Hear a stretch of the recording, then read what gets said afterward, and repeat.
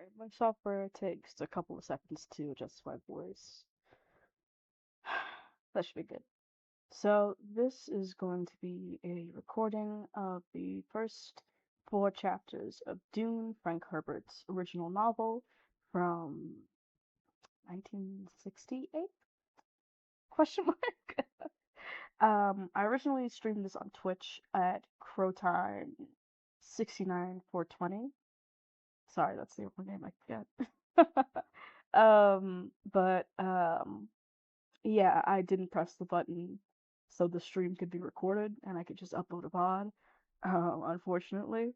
But I didn't want to post all of the other chapters without doing the first four chapters. That just seemed unfair to the many people who weren't there. There was only like five people in that Twitch stream, and they were all my friends. So I figure if anybody stumbles across this wanting to listen to Dune, it'd be a little unfair to only give them chapters like 4 to 48 or like 5 to 48 because they weren't in my first ever live stream ever. Um, so yeah, this is a, I guess, in studio recording of chapters 1 to 4, and the rest should be VODs. I will do commentary on each chapter at the end of the chapter instead of doing little stops in between, like pauses in the chapters, like I did later in the stream. And yeah, okay, that should be all the housekeeping. Uh, so let's start from chapter 1. The beginning is the time for taking the most delicate care that the balances are correct. This every sister of the Bene Gesserit knows. To begin your study of the life of the Muad'Dib, then, take care that you first place him in his time. Born in the 57th year of the Padishah Emperor Shaddam IV, and take the most special care that you locate Muad'Dib in his place, the planet Arrakis. Do not be deceived by the fact that he was born on Caladan and lived his first 15 years there. Arrakis, the planet known as Dune, is forever his place. From Manual of the Muad'Dib by Princess Irulan. In the week before their departure to Arrakis, when all the final scurrying about had reached a nearly unbearable frenzy, an old crone came to visit the mother of the boy, Paul. It was a warm night at Castle Caladan, and the ancient pile of stone that had served the Atreides family as home for 26 generations bore that cool, sweated feeling it acquired before a change in the weather. The woman was led in by the side door, down the vaulted passage by Paul's room, and she was allowed a moment to peer in at him where he lay in his bed. By the half-light of the suspender lamp, dimmed and hanging near the floor, the awakened boy could see a bulky female shape at his door. Standing one step ahead of his mother, the old woman was a witch shadow, hair like matted spider webs, hooded round darkness of features, eyes like glittering jewels. "Is he not small for his age, Jessica?" the old woman asked. Her voice wheezed and twanged like an untuned bassline. Paul's mother answered in a soft contralto. "The Atreides are known to start late in their growth, your reverence." So I've heard," wheezed the old woman. "Yet he's already 15. "Yes, your reverence." "He's awake and listening to us," said the old woman. "Sly little rascal," she chuckled. "But Royal has need of slyness, and if he's really the Kwisatz Haderach, well." Within the shadows of his bed, Paul held his eyes open to mere slits. Two bright ovals, the eyes of the old woman, seemed to expand and glow as they stared into his. "Sleep well, you sly little rascal," said the woman. "Tomorrow you'll need all your faculties to meet my Gom Jabbar." And she was gone, pushing his mother out, closing the door with a solid thump. Paul lay awake wondering, what's a Gom Jabbar? In all the upset during the time of change, the old woman was the strangest thing he'd seen. "Your reverence," and the way she called his mother Jessica, like some common serving wench instead of what she was, a Bene Gesserit lady, a duke's concubine, and mother of the ducal heir. Is a Gamjabar something of Arrakis I must know before we go there? He wondered. He mouthed her strange words. Gamjabar. Kwisatz Haderach. There had been so many things to learn. Arrakis was a place so different from Caladan that Paul's mind whirled with a new knowledge. Arrakis, Dune, desert wind. Thufir Hawat, his father's master of assassins, had explained it. Their mortal enemies, the Harkonnens, had been on Arrakis 80 years, holding the planet in quasi-fief under a Koham company contract to mine the geatric spice. Now the Harkonnens were leaving to be replaced by the House Atreides in fief complete, an apparent victory for Duke Leto. Later. Yet, Hawat had said, this appearance contained the deadliest peril for Duke Leto. He was popular among the great houses of Lanzarote. A popular man arouses jealousy of the powerful, Hawat had said. Arrakis, Dune, desert planet. Paul fell asleep to the dream of the Arakian cave cavern. Silent people all around him moving in the dim light of globes. And it was solemn there, like a cathedral as he listened to a faint sound, the drip, drip, drip of water. Even while he remained in the dream, Paul knew he would remember it upon awakening. He always remembered the dreams that were predictions. The dream faded. Paul awoke to feel himself in the warmth of his bed, thinking. This world of Castle Caladan, without player companions his own age, perhaps did not deserve sadness and farewell. Dr. Yue, his teacher, had hinted of the Fourth-Religious class system. It was not rigidly guarded on Arrakis. The planet sheltered people who lived at the desert edge without Cade or Bashar to command them. The Willow the Sand people called Fremen. Marked down on no census on the Imperial Brigade. Arrakis, Dune, desert planet. Paul sensed his own tensions, decided to practice one of the mind-body lessons his mother had taught him. 3 quick breaths triggered the responses. He fell into the floating awareness, focusing consciousness, aortal dilation, avoiding the unfocused mechanism of consciousness, to be conscious by choice, blood enriched and swift flooding the overload regions. One does not obtain food, safety, freedom by instinct alone. Animal consciousness does not extend beyond the given moment, nor into the idea that its victims may become extinct. The animal destroys and does not produce. The animal pleasures remain close to sensation levels and avoid the perception. The human requires a background grid through which to see the universe. Focus consciousness by choice. This forms your grid. Bodily integrity flows nerve blood flow according to the deepest awareness of cell needs. All things, cells, beings are impermanent. Strive for flow permanence within. Over and over and over, within Paul's floating awareness the lesson rolled.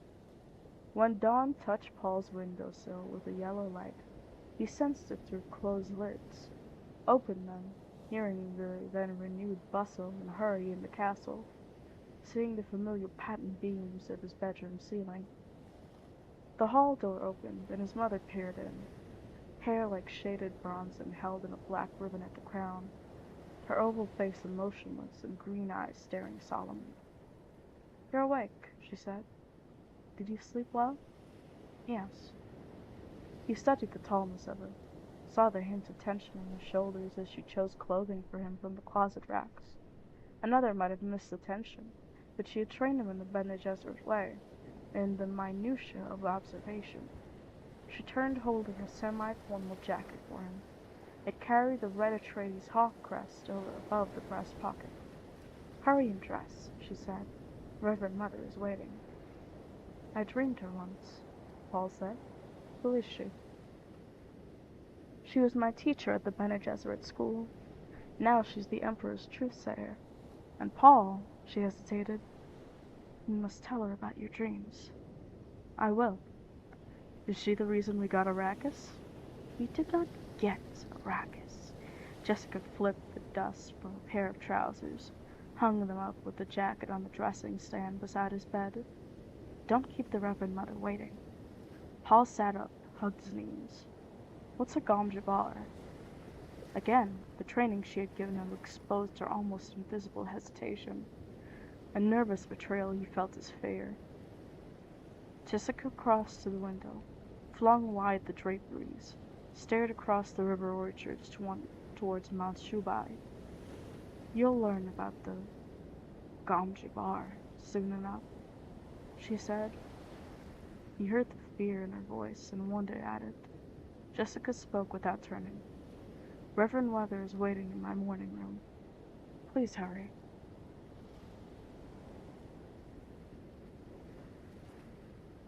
The Reverend Mother, Gaius Helen Mohine, sat in a tapestried chair watching mother and son approach.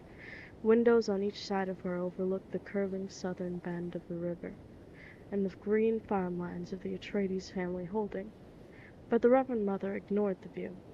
She was feeling her age this morning, more than a little petulant. She blamed it on space travel in association with the abominable Spacing Guild and its secretive ways. But here was a mission that required personal attention from a Bene Gesserit with a sight. Even the Padisha Emperor's truthsayer couldn't evade that responsibility when the duty came. Damn that Jessica, the Reverend Mother thought. If only she'd born as a girl, as she was ordered to do. Jessica stopped 3 paces from the chair, dropped a small curtsy, a gentle flick of the left hand along the line of her skirt. Paul gave the short bow his dancing master had taught her, the one used when in doubt of another's station. The nuances of Paul's greeting were not lost on the Reverend Mother. She said, "He's a cautious one, Jessica." Jessica's hand went to Paul's shoulder, tightened there. For a heartbeat, fear pulsed through her palm. Then she had herself under control. Thus he has been taught, Your Reverence. What does she fear? Paul wondered. The old woman studied Paul with one Justilian flicker. Face oval like Jessica's, but strong bones. Hair, the Duke's black, but with a brow line of the maternal grandfather who cannot be named. And that thin, disdainful nose. Shape of directly staring green eyes, like the old Duke, the paternal grandfather who was dead. Now that was a man. Now there was a man who appreciated the power of the Baraba. Even in death, the Reverend Mother thought. Teaching is one thing, she said. The basic ingredient is another. We shall see. The old eyes darted a hard glance at Jessica. Leave us. I enjoin you to practice the meditation of peace. Jessica took her hand from Paul's shoulder. Your Reverence, Jessica, you know what must be done. Paul looked up at his mother, puzzled. Jessica straightened. Yes, of course. Paul looked back at the Reverend Mother. Politeness and his mother's obvious awe of this old woman argued caution. Yet he felt angry and apprehensive at the fear he sensed radiating from his mother. Paul. Jessica took a deep breath. This test you're about to receive, it's important to me. Test? He looked up at her. Remember that you're a Duke's son, Jessica said. She whirled and strode from the room in a dry swishing of skirts. The door closed solidly behind her. Paul faced the old woman, holding anger in check. Does one dismiss the Lady Jessica as though she's a serving wench? A smile flickered the corners of the old wrinkled mouth. The Lady Jessica was my serving wench, lad. For 14 years at school, she nodded. And a good one, too. Now you, come here. The command whipped out at him. Paul found himself obeying before he could think. Using the voice on me, he thought. He stopped at her gesture, standing beside her knees. See this? She asked. From the folds of her gown, she lifted a green metal cube about 15 centimeters on the side. She turned it, and Paul saw one side was open, black and oddly frightening. No light penetrated the open blackness. "Put your right hand in the box," she said. Fear shot through Paul. He started to back away, but the old woman said, "Is this how you obey your mother?" He looked up into the bright, bird-green bird eyes. Slowly, feeling the compulsions and unable to inhibit them, Paul put his hand in the box. He felt first a sense of cold as the blackness enclosed around his hand, then slick metal against his fingers, and a prickling as though his hand were asleep. A predatory look filled the old woman's features. She lifted her right hand away from the box, and poised the hand close to the side of Paul's neck. He saw a glint of metal there, and started to turn towards it. "Stop!" her voice snapped. Using the voice again! He swung his attention back to her face. "I hold at your neck the Gom Jabbar," she said. "The Gom Jabbar, the high-handed enemy. It's a needle with a drop of poison on its tip. Ah! Don't pull away or you'll feel that poison." Paul tried to swallow in a dry throat. He could not take his attention from the seamed old face, the glistening eyes, the pale gums around silvery metal teeth that flashed as she spoke. "A duke's son must know about poisons," she said. "It's the way of our times, eh? Musky to be poisoned in your drink, almost to be poisoned in your food, the quick ones and the slow ones and the ones in between. Here's a new one for you, the Gom Jabbar. It kills only animals." Pride overcame Paul's fear. "You dare suggest a duke's son is an animal?" he demanded. "Let us say I suggest you may be human," she said. "Steady! I warn you not to try jerking away. I am old, but my hand can drive this needle into your neck before you escape me." "Who are you?" Paul whispered. "How did you trick my mother into leaving me alone with you? Are you from the Harkonnens?"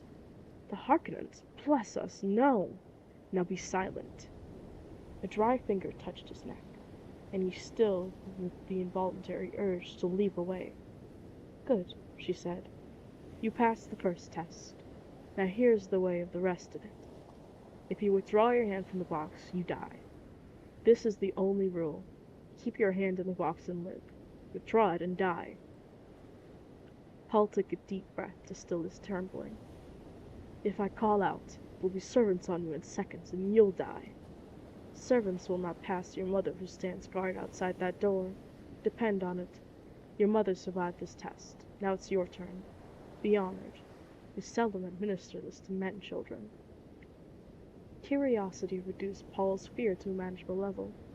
He heard truth in the old woman's voice, no denying it. If his mother stood guard out there, if this was truly a test, and whatever it was, he knew himself caught in it, trapped by the hand at his neck, the Gom Jabbar. He recalled the response from the litany against fear as his mother had taught him out the Bene Gesserit rite. "I must not fear. Fear is the mind killer. Fear is the little death that brings total obliteration. I will face my fear. I will permit it to pass over me and through me, and when it has gone past, I will turn the inner eye to see its path. Where the fear has gone there will be nothing. Only I will remain." He felt calmness return. Said, "Get on with it, old woman." "Old woman!" she snapped. "You've courage, and that can't be denied." "Well, we'll see, sire." She bent closer, lowered her voice almost to a whisper. "You will feel pain in this box. Pain, but withdraw the hand, and I'll touch your neck with my Gom Jabbar. The death's so swift it's like a fall of the headsman's axe. Withdraw your hand, and the Gom Jabbar takes you. Understand? What's in the box? Pain." He felt increased tingling in his hand, pressed his lips tightly together. How could this be a test, he wondered. The tingling became an itch. The old woman said, "You've heard of animals chewing off a dog's leg to escape a trap." Sorry, wait, let me redo that. The old woman said, "You've heard of animals chewing off a leg to escape a trap. There's an animal kind of trick to it. A human would remain in the trap, endure the pain, feigning death that he might kill the trapper and remove a threat to his kind. The itch became the faintest burning. Why are you doing this? He demanded. To determine if you are human. Be silent.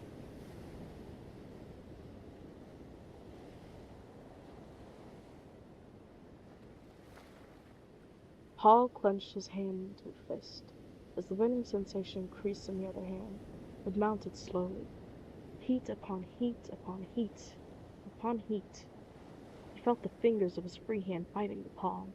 He tried to flex the fingers of the burning hand, but couldn't move them. It burns, he whispered. Silence! Pain throbbed up his arm.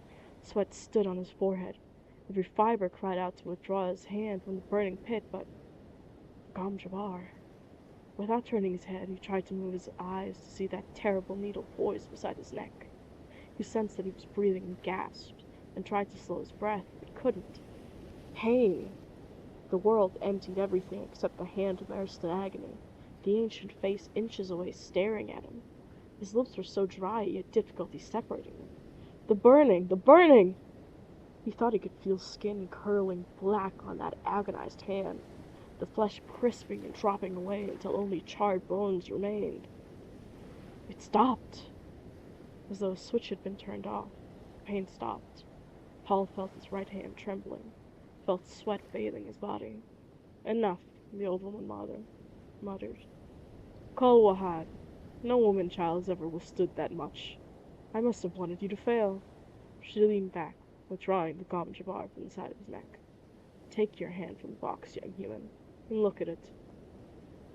He fought down an itching shiver, stared at the lightless void where his hand seemed to remain of its own volition. The memory of pain inhibited every movement. Reason told him he would withdraw a blackened stump from the box. Do it! She snapped. He jerked his hand away from the box and stared at it in astonishment. Not a mark. No sign of agony on the flesh. He held up the hand, turned it, flexed the fingers. Pain by nerve induction, she said. Can't go around maiming potential humans. There are those who'd give a pretty for the secret of those box, though. She slipped it back into the folds of her gown. But the pain, he said. Pain, she sniffed. A human can override any nerve in the body. Paul felt his left hand aching. Uncurled the clenched fingers, looked down at the 4 bloody marks where the nails had bitten into his palm. He dropped the hand to his side, looked at the old woman. You did that to my mother once? Ever sift sand through a screen? She asked.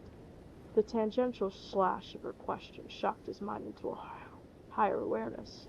Sand through a screen, he nodded. We Bene Gesserits sift people to find the humans. He lifted his right hand, willing the memory of pain. And that's all there is to it? Pain? I observed you in pain, mind. Pain's merely the axis of the test. Your mother's told you about our ways of observing. I see the signs of her teaching in you. Our test is crisis and observation. He heard the confirmation in her voice and said, It's truth. She stared at him. He senses truth. Could he be the one? Could he truly be the one? She extinguished the excitement, reminding herself, hope clouds observation. You know when people believe what they say, she said. I know it. The harmonics of ability confirmed by the repeated tests were in his voice. She heard them and said, Perhaps you are the Kwisatz Haderach. Sit down, little brother, here at my feet. I prefer to stand. Your mother sat at my feet once. I'm not my mother. You hate us a little, eh? She looked towards the door and called out, Jessica! The door flew open, and Jessica stood there, staring hard-eyed into the room. Hardness melted from her as she saw Paul. She managed a faint smile. Jessica, have you ever stopped hating me? The old woman asked. I both love and hate you, Jessica said. The hate, that's from the pain I must never forget. The love, that's just the basic fact, the old woman said, but her voice was gentle. You may come in now, but remain silent. Close that door and mind it, that no one interrupts us. Jessica stepped into the room and closed the door and stood with her back to it. My son lives, she thought. My son lives and is human. I knew he was, but he lives. Now I can go on living. The door felt hard and real against her back. Everything in the room was immediately pressing against her senses. My son lives. Paul looked up at his mother. She told the truth. He wanted to get away alone and think of his experience, but he knew he could never not leave until he was dismissed. The old woman had gained power over him. They spoke truth. His mother had undergone this test. There must be a terrible purpose to it. The pain and the fear had been terrible. He understood terrible purposes. They drove against all odds. They were their own necessity. Paul felt that he had been infected with a terrible purpose. He did not know yet what that terrible purpose was. "Someday, lad," the old woman said, "you, too, may have to stand outside a door like that. It takes a measure of doing." Paul looked down at the hand that had known pain, then up at the Reverend Mother. The sound of her voice had contained a difference then from any other voice in his experience. The words were outlined with brilliance.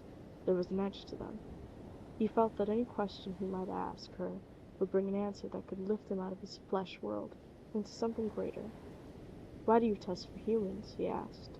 "To set you free." "Free?" "Once man turned their thinking over to the machines in the hope that this would set them free, but that only permitted other men with machines to enslave them. 'Thou shalt not make a machine in the likeness of a man's mind,'" Paul quoted. Right out of the Butlerian Jihad and the Orange Catholic Bible, she said. But the OC Bible should have said this: "Thou shalt not make a machine to counterfeit a human mind." "Have you studied the mentat in your service?" "I've studied with thee for how what?" "The Great Revolt took away a crutch," she said. "It forced human minds to develop. Schools were started to train human talents." "Bene Gesserit schools?" She nodded.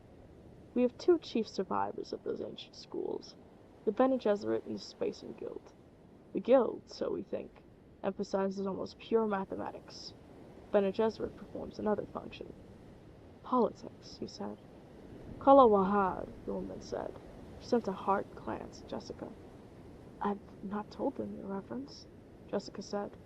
The Reverend Mother returned her attention to Paul. "You did that on remarkably few clues," she said. "Politics, indeed. The original Bene Gesserit school was directed by those who saw the need of the thread of humanity, of continuity in human affairs. They saw there could be no such continuity without separating human stock from animal stock, for breeding purposes."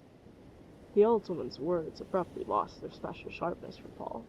He felt an offense against what his mother called his instinct for rightness. It wasn't that the Reverend Mother lied to him. She obviously believed what she said. It was something deeper, something tied to his terrible purpose. He said, "But my mother tells me many Bene Gesserit of the schools don't know their ancestry. The genetic lines are always in our records," she said. "Your mother knows that she's either of Bene Gesserit descent, or her stock was acceptable in itself." "Then why couldn't she know who her parents are?" "Some do, many don't. We might, for example, have wanted to breed her to a close relative, to set up a dominant in some genetic trait. We have many reasons." Again, Paul felt offense against that rightness. He said, "You take a lot on yourself." The Reverend Mother stared at him, wondering. Did I hear criticism in his voice? "We carry a heavy burden," she said. Paul felt himself coming more and more out of the shock of the test. He leveled a measuring stare at her. "You say maybe I'm the Kwisatz Haderach? What's that? The human Gom Jabbar?" "Paul," Jessica said, "you mustn't take that tone with—" "I'll handle this, Jessica," the old woman said. "Now, lad, do you know about the Truth-Sayer drug?" "You take it to improve your ability to detect falsehood," he said. "My mother's told me." "Have you ever seen a truth trance?" He shook his head. "No." "The drug's dangerous," she said, "but it gives insight. When a truth-sayer is gifted by the drug, she can look many paces in her memory, in her body's memory. We'd look down so many avenues of the past, but only feminine avenues." Her voice took a note of sadness. "Yet, there's a place where no truth-sayers can see." We're repelled by it, terrorized. It is said that a man will come one day, and find in the gift of the drug his inward eye. He will look where we cannot, into both feminine and masculine paths. Your Kwisatz Haderach? Yes, the only one who can be many places at once. The Kwisatz Haderach. Many men have tried the drug, so many, but none have succeeded. They tried and failed? All of them? Oh no, she shook her head. They tried and died. And that is chapter one of Dune. I want to give like my general thoughts on how everything kind of connects into the later stories. I don't know if this is someone's like first time hearing Dune, so they might not understand this, but I also like in the stream, I was very much like no one's tuning into Dune, a Dune stream, who hasn't at least some awareness of Dune, even if it's just the movies, which I have not watched yet. I'm not sure if I should. I don't really care for them. Um, but basically there is a starting point of gender with Paul that I notice. It's very important throughout this entire book, throughout Paul's entire journey as the Messiah, as the Muad'Dib, that Paul was meant to be a woman. And in that, there is this very complicated question on gender for Paul. Paul is a man doing a woman thing. He is in his feminine and his masculine. It is explicitly stated that while Paul is a man, he would not be the Kwisatz Haderach if he was not also effectively a woman in a man's body, or in the way that he's Bene Gesserit training, Trusair drug, the gift of the water of life, all of that is through the process of what a woman would do. And so he's effectively taking that woman role as a man. And this is very important. He's also like it's also noted that he's like described as small. I believe later he's described as pretty. He's there's some attention to his looks and stuff like that. Um, and it all just kind of comes together like to be like Paul's gender is something that is very important to Paul as a character. And the fact that Paul is a man but not a man, because he could not be a man to be the Kwisatz Haderach. And I mean, the Kwisatz Haderach is supposed to be like a man, but it's specifically a man who goes against all other things that men are supposed to do, and that is be a Bene Gesserit, have these Bene Gesserit powers, take this water of life, take this place in history as the Kwisatz Haderach and see both into his feminine and masculine paths. And I think it's really interesting. It goes the next couple of chapters. They like you'll see more ideas, more sentences, more quotes and stuff pushing towards this common theme of gender and Paul. Uh, and also this is off topic and a bit of a tiny detail for much later. Like when I'm reading Dune Messiah? Maybe. Maybe Dune Messiah. It might be Children of Dune. When talking of Paul's sister, who we'll meet later in this book, or we should meet later in this book, Saint Aaliyah of the Knife. I believe the next chapter, or the chapter after this, has a quote from Saint Aaliyah of the Knife as well as Paul's family.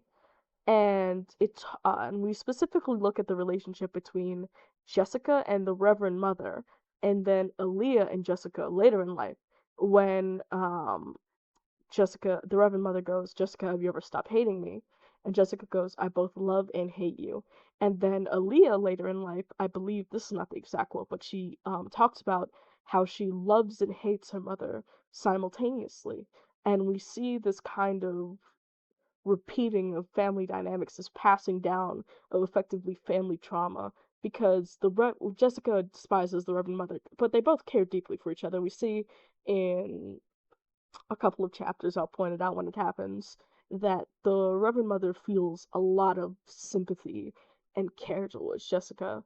That's her little girl. That's she effectively raised Jessica because Bene Gesserit don't really know their ancestry. They come into these schools and they're raised in the Bene Gesserit training. Like very few of them know their parents and so on. Unless they're like royalty, like we see with Irulan. But Irulan's not really a Bene Gesserit. She's just kind of trained in the ways, but she's still in that sisterhood category, so we'll call her. She knows her parents and stuff like that. Um, but we see it passed down. Jessica despises the Reverend Mother because the Reverend Mother pretty much took away her childhood. This is one theory, but took away her childhood, gave her a lot of pain, gave her a lot to work through.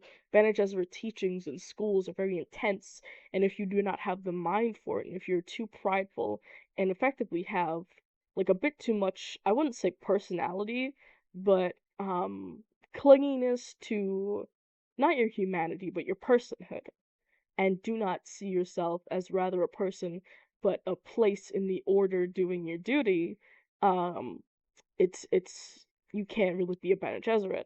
Um, and we see that Jessica being put through this. We can see that Jessica is someone who like has kind of a claim to her personhood, or at least the people that she loves around her. Jessica is a person, and um we'll see this like literally 2 chapters from now, maybe less than that, where Jessica like kind of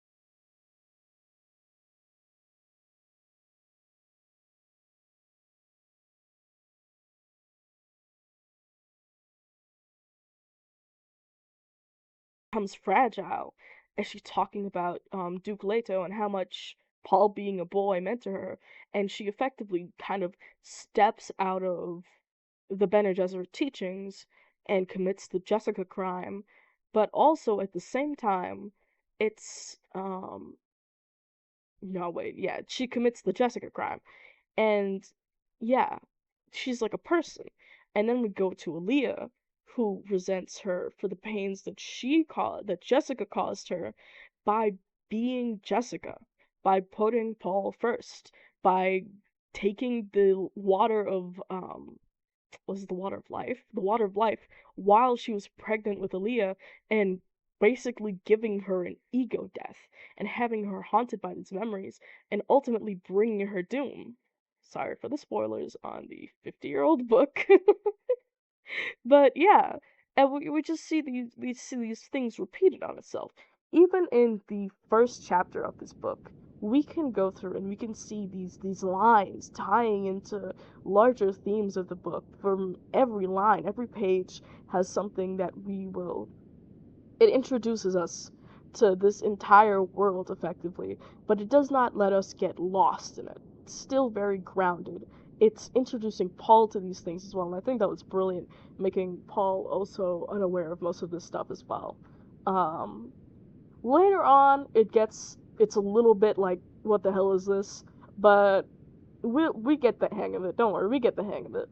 Um, and also, a lot of that stuff is not the point, and it's stuff that we'll interact with later. We just get like the names for it. So yeah. Um. All right. All right. Chapter 2.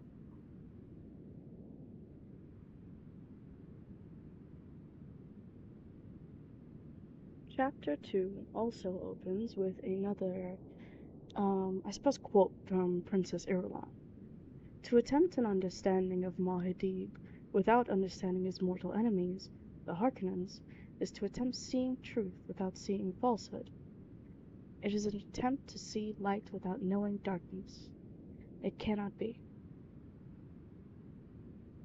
From Manual of the Mahadi, by Princess Irulan. It was a relief globe of a world, partly in shadows, spinning under the impetus of a fat hand that glittered with rings. The globe sat on a free-form stand at one wall of a windowless room, whose other walls presented a patchwork of multicolored scrolls, film books, tapes, and reels. Light glowed in the room from golden balls hanging in mobile suspender fields, and a lopsided desk with a top of jade-pink petrified lacquer wood stood at the center of the room. Variform suspender chairs ringed it, two of them occupied. In one sat a dark-haired youth of about 16 years, round of face and with sullen eyes. The other held a slender, short man with an effeminate face. Both youth and man stared at the globe, and the man half hidden in the shadows spinning. A chuckle sounded beside the globe. A basso voice rumbled out of the chuckle. "There it is, Peter. The biggest man-trap in all of history. And the Duke's headed into its jaws.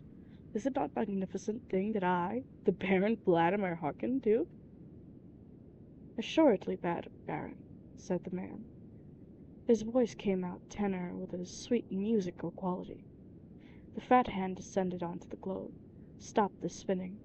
Now, all eyes in the room could focus on the motionless surface and see that it was the kind of globe made for wealthy collectors or planetary governors of the Empire. It had the stamp of imperial handicraft about it. Latitude and longitude lines were laid with hair-fine platinum wire. The polar caps were insects of finest cloud-milk diamonds. The fat hand moved, tracing details on the surface. "I invite you to observe," the basso voice rumbled. "Observe closely, Peter. And you too, Fide Rutha. My darlings. My darling. For 60 degrees north to 70 degrees south, these exquisite ripples. Their coloring, does it not remind you of sweet caramels?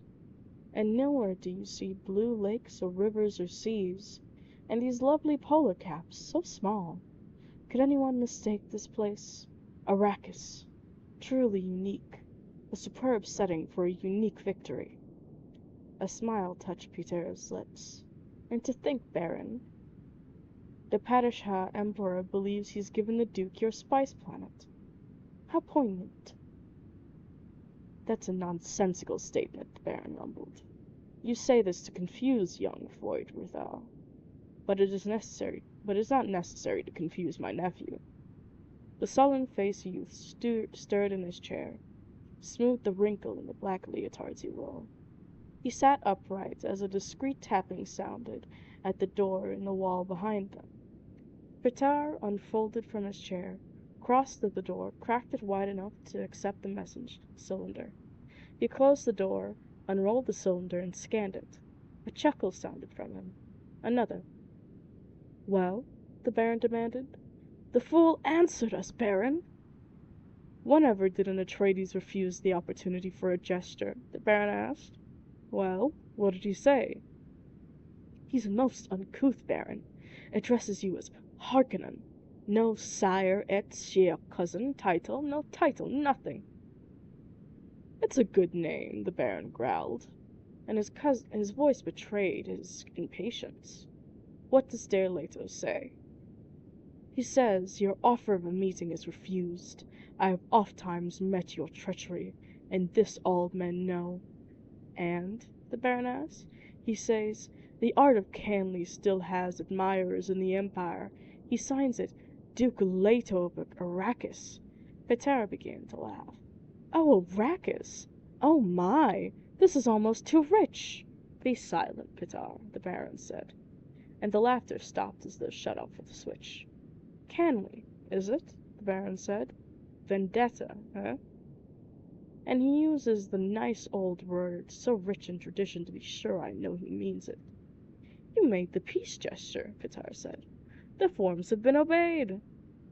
"For a mentat, you talk too much, Petar," the Baron said, and he thought, I must do away with that one soon.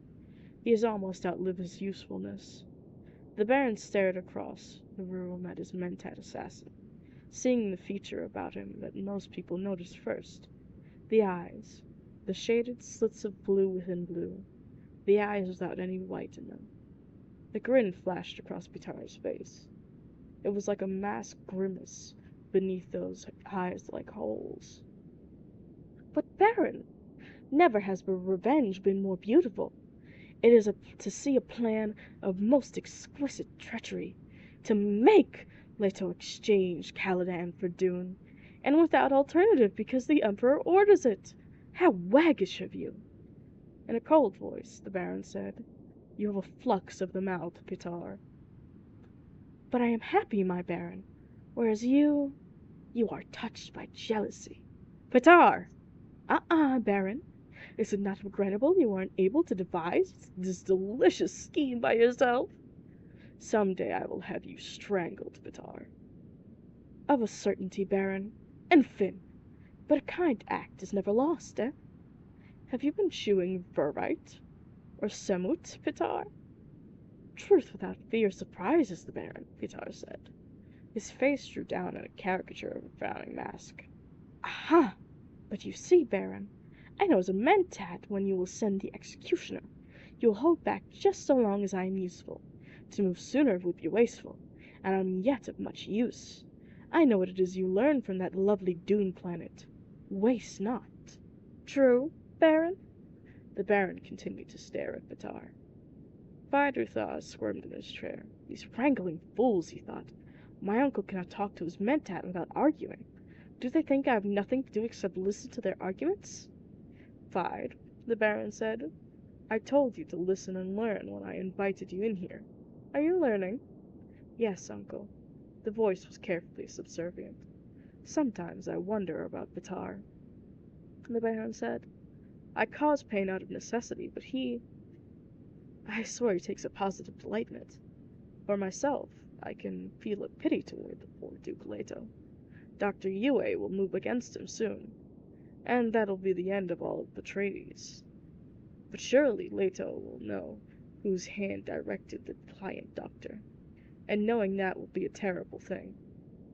"Then why haven't you directed the doctor to slip a kinjal between his ribs quietly and efficiently?" Vitar said. "You talk of pity, but—" "The Duke must know when I encompass his doom," the Baron said, "and the other great houses must learn of it. The knowledge will give them pause. I'll gain a bit more room to maneuver. The necessity is obvious, but I don't have to like it." "Room to maneuver," Pitar sneered. "Already you have the Emperor's eyes on you, Baron. You move too boldly. One day the Emperor will send a legion or two of his Sardaukar down there onto Jedi Prime, and that'll be an end to the Blair Vladimir Harkonnen." "You'd like to see that, wouldn't you, Pitar?" the Baron asked. "You'd enjoy seeing the corpse of Sardaukar pillage through my cities and sack this castle. You'd truly enjoy it." "Does the Baron need to ask?" Pitar whispered. "You should have been a bashar of the corpse," the Baron said. "You're too interested in blood and pain. Perhaps I was too quick with my promise of the spoils of Arrakis." Pitar took 5 curiously mincing steps into the room, stopped directly behind Vidruthar. There was a tight air of tension in the room, and the youth looked up at Pitar with a worried frown. "Do not toy with Pitar, Baron," Pitar said. "You promised me the Lady Jessica. You promised her to me." "For what, Pitar? For pain?" the Baron asked. Pitar stared at him, dragging out the silence. Vidruthar moved his suspender chair to one side, said, "Uncle, do I have to stay? You said you'd—" "My darling Vidruthar grows impatient," the Baron said. He moved within the shadows beside the globe. "Patience, Vide." And he turned his attention back to the mentat. "What of the dukeling, the child Paul, my dear Pitar?" "The trap will bring him to you, Baron," Pitar muttered. "That's not my question," the Baron said. "You'll recall that you predicted the Bene Gesserit witch would bear a daughter to the Duke. You were wrong, eh, mentat?" "I'm not often wrong, Baron. Petar said, and for the first time there was fear in his voice.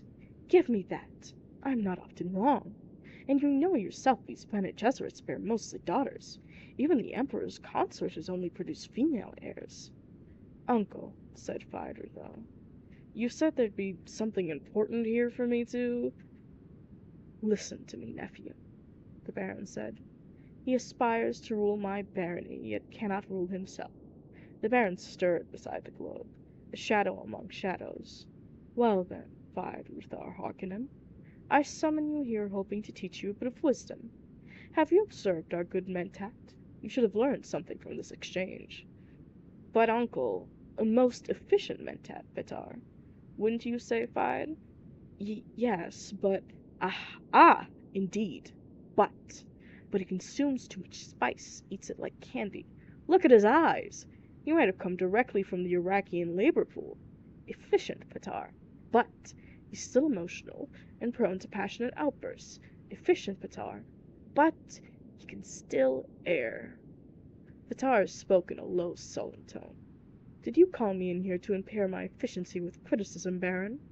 Impair your efficiency? You know better, Petar. I wish only for my nephew to understand the limitations of a Mentat. Are you already training my replacement? Petar demanded. Replace you? Why, Petar, where would I find another Mentat with your cunning and venom? The same place you found me, Baron. Perhaps I should at that, the Baron mused. You do seem a bit unstable lately. And the spice you eat? Are my pleasures too expensive, Baron? Do you object to them? My dear Petar, your pleasures are what tie you to me. How could I object to that? I merely wish my nephew to observe this about you.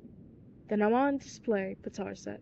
Shall I dance? Shall I perform my various functions for the eminent Phaedra? Precisely, the Baron said. You are on display. Now be silent. He glanced at Phaedra, noting his nephew's lips, the full pouting look of them. The Harkonnen genetic marker now twisted slightly in amusement. This Mentat, Phaed. It has been trained and conditioned to perform certain duties. The fact that it's encased in a human body, however, must not be overlooked. A serious drawback that I sometimes think the ancients with their thinking machines had the right idea. They were toys compared to me, Petar snarled. You yourself, Baron, could outperform those machines. Perhaps, the Baron said. Oh, well. He took a deep breath. Belched. Now, Petar, outline for my nephew the salient features of our campaign against the House Atreides. Function as a Mentat for us, if you please. Baron, I have warned you to trust some of this information. My observations of... I'll be the judge of this, the Baron said. I give you an order, Mentat. Perform one of your various functions. So be it, Petar said. He straightened, assuming an odd attitude of dignity, as though it were another mask, but this time clothing his entire body.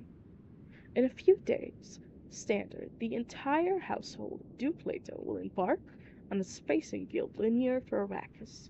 The guild will deposit them at the city of Arrakeen, rather than our city of Carthage. The Duke's Mentat, Thufir Hawat, will have concluded rightly that Arrakeen is easier to defend. Listen carefully, Fide, the Baron said. Observe the plans within plans within plans. Fide Rathar nodded, thinking, this is more like it.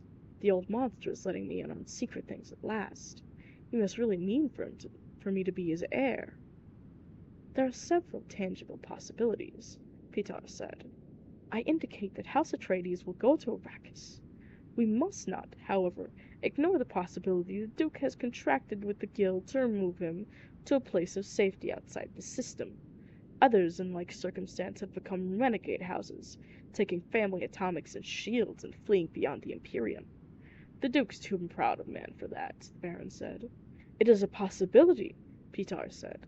The ultimate effect for us would be the same, however. No, it would not, the Baron growled. I must have him dead, and his line ended. That's a high probability, Petar said. There are certain preparations that indicate when a house is going renegade. The Duke appears to be doing none of those things. So, the Baron sighed. Get on with it, Petar. At Arrakeen, Petar said. The Duke and his family will occupy the Residency, lately the home of Count and Lady Fenring. The ambassador to the smugglers, the Baron chuckled. Ambassador what? Bhadradhar asked. Your uncle makes a joke, Pitar said. He calls Count Fenring ambassador to the smugglers, indicating the Emperor's interest in smuggling operations on Arrakis. Phaedrothar turned a puzzled stare at his uncle. Why, don't be dense, Phaed, the Baron snapped. As long as the guild remains effectively outside of Imperial control, how could it be otherwise? How else could spies and assassins move about? Phaedrothar's mouth made a soundless "Oh." We've arranged divergence at the Regency. There'll be an attempt on the life of the Atreides heir, an attempt which could succeed. Pitar, the Baron rumbled, I indicated that accidents can happen. Pitar said, an attempt must appear valid. Ah, but the lad has such a sweet young body, the Baron said. Of course, he's potentially more dangerous than the father, with that witch mother training him. Cursed woman. Ah well, please continue, Pitar. Hawat will have divined that we have an agent planted on him, Pitar said. The obvious suspect is Dr. Yue, who is indeed our agent, but Hawat has investigated and found that our doctor is a Suk School graduate with imperial conditioning, supposedly safe enough to minister even the Emperor. Great store is set on imperial conditioning.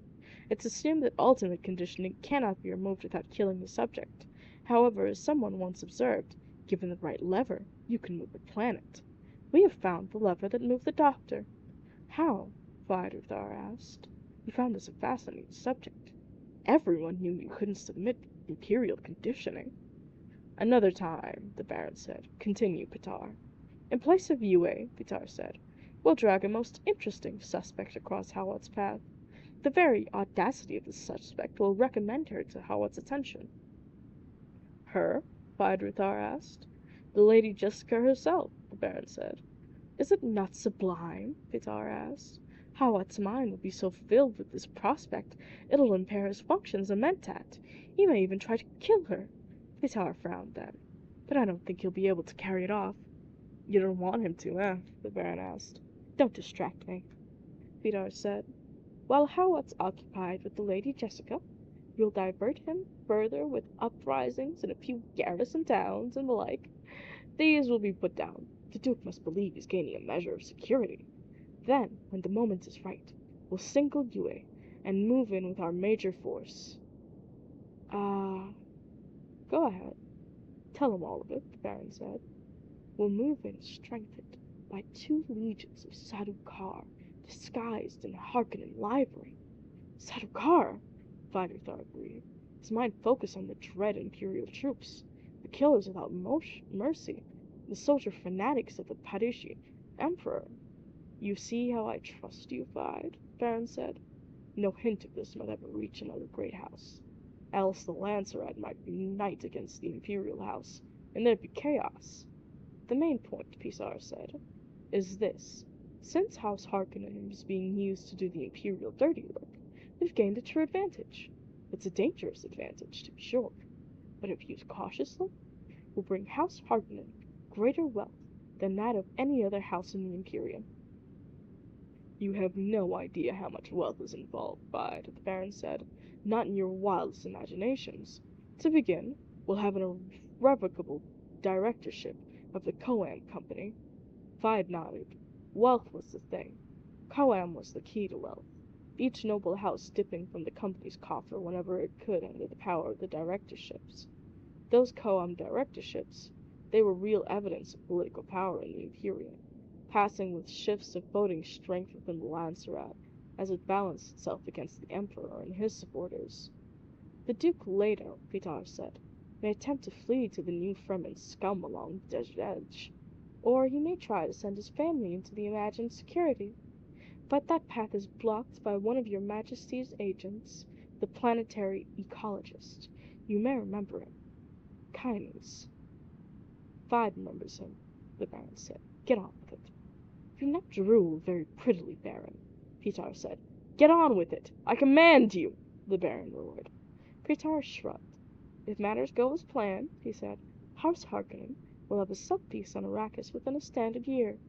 Your uncle, via the dispensation of that fee, his own personal agent, will rule on Arrakis. More profits, Vidar said. Indeed, the Baron said. And he thought, it's only just. We're the ones who tamed Arrakis, except for a few Mongol vermin hiding in the skirts of the desert, and some tame smugglers bound to the planet almost as tightly as the native labor pool. And the great houses, they will know that the Baron has destroyed Atreides, Vitar said. They will know. They will know, the Baron breathed. Loveliest of all, Vitar said, is that the Duke will know too. He knows now. He can already feel the trap. It's true the Duke knows, the Baron said, and his voice held a note of sadness. He could not help but know. More's the pity. The Baron moved out and away from the globe of Arrakis. As he emerged from the shadows, his figure took on dimension, grossly and immensely fat, and with subtle bulges beneath the folds of his dark robes to reveal that all this fat sustained partly by portable suspenders harnessed to his flesh. He might weigh 200 standard kilos in actuality, but his feet could not carry no more than 50 of them. I am hungry, the Baron rumbled, and he rubbed his protruding lips with a Ferengiag, stared down at Vidar through the fat enfolded eyes. Send for food, my darling. We will eat before we retire. And that's the end of chapter 2, and we get a reveal of the Baron's plans pretty early. This is the introduction of one of my I hate to admit this, but besides Aaliyah, Fidruthar is Rutha, Fidrutha. Either way, I can't help but pronounce the R. He is one of my favorite characters. I I while I haven't watched the movies, I did see his appearance in the movies, and I was like, oh my god. And I do appreciate him in the books. I think he's a very interesting character. I think he's been through like a lot when it comes to, as we'll see later on, the Baron's you know, pedophilic and incestuous ways. I think that is also in the books as it is in the movies, but the way the Baron is referring to the Atreides and his like delicate body, and also refers exclusively to Fidruthar as his darling, and I'm pretty sure he doesn't do that for Fidruthar's brother. But it's observed that Fidruthar kind of fits the Baron's like what the Baron is presumed to like, which is skinny, kind of delicate men. Um who may or may not be homosexual. Modern day we might refer to them as twinks. But yeah, we can start, we'll see this more as we like keep moving on. But I'd like to pull up like two real points from this because I am writing a piece of fiction along the lines of this as well. And while Dune is represented as quite like complex and things, I never viewed the plans going on as too complex because to me it was very much like, at least this first plan that the Baron kind of executes is like, oh, my plans within plans within plans. Um, it's still like quite a simple plan. It's just them carrying out this one thing to another thing to another thing to another thing with some variables in between. But we will see later how this kind of well, of course it gets complicated, it doesn't go as planned. But also secondly, we'll see more of this like political back and forth and manipulation going on when we get to Hawat's investigation of the traitor and the responses from our various characters. Yeah. All right, that's my little commentary on chapter 2. This is a on it's not like I think it's like a medium chapter. It's like kind of short, but it does give us a lot to work with. It does set up a lot for the plot and really kind of outlines the story, or like the major story elements going forward from here, which again I can always appreciate. as a writer who always kind of doesn't like to like strain on the plot much, like really likes to get it going and keep it pushing. It's really well. It's I love it. It's great. Yeah. All right, let's start on chapter 3, and again we open with um a note from, well, actually, we open on a note from one of my other favorite characters, Saint Elia of the Knife.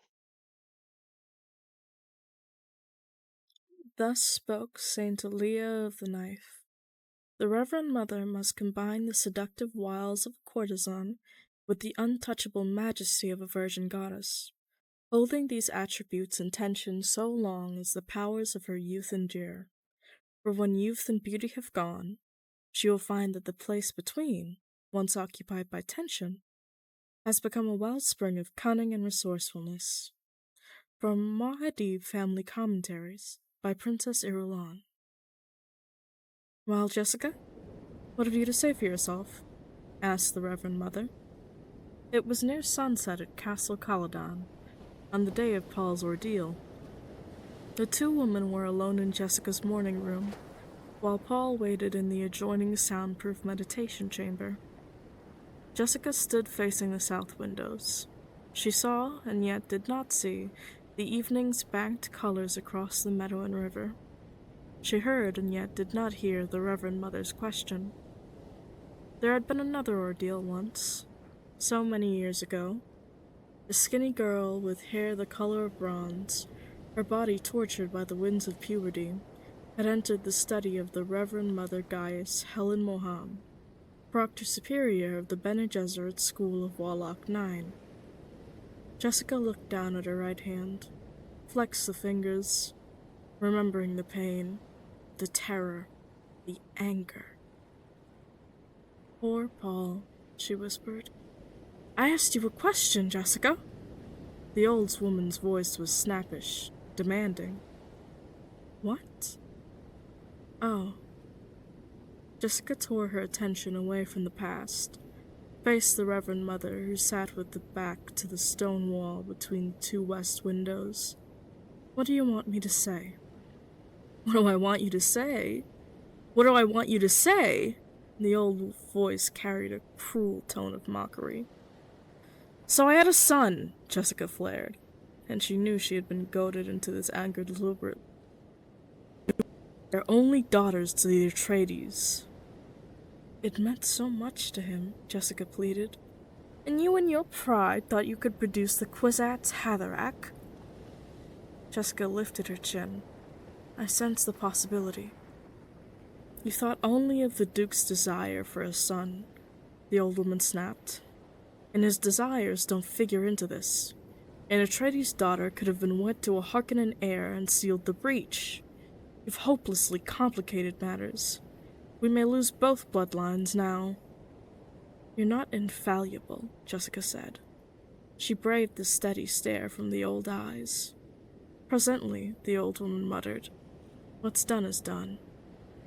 I vowed never to regret my decision, Jessica said. How noble, the Reverend Mother sneered. No regrets. We shall see how you are when you're a fugitive with a price on your head, and every man's hand turned against you to seek your life and the life of your son. Jessica paled. Is there no alternative? Alternative? A Bene Gesserit should ask that? I ask only what you see in the future with your superior abilities. I see in the future what I've seen in the past. We all know the patterns of our affairs, Jessica. You well know the pattern of our affairs, Jessica. The race knows its own mortality, and fears stagnation of its hereditary. It's in the bloodstream, the urge to mingle genetic strains without plan. The Imperium, the Coam Company, all the great houses. They are but bits of flotsam on the path of the flood. Coam, Jessica muttered. I suppose it's already decided how they'll redivide the spoils of Arrakis. What is Coam but the weather vane of our times, the old woman said.